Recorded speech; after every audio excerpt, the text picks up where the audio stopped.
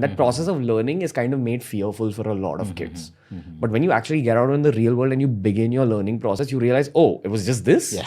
I figured it out. Yeah. When, for example, if you think of Elon Musk, who's creating SpaceX, he taught himself rocket science. And on a podcast with Joe Rogan, he's explained rocket science in detail in simple words.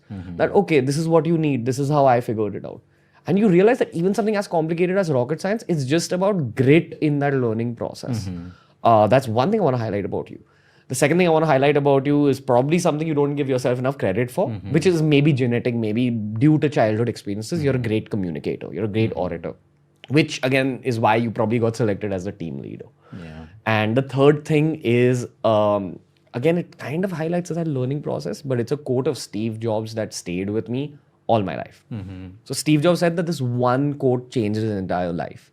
He says that the moment you realize that the entire world was created by people no smarter than yourself is where everything changes for you. Where once you realize that you can create a world Absolutely. that works according to your rules, that's where everything changes. But you need to have the balls to think that way.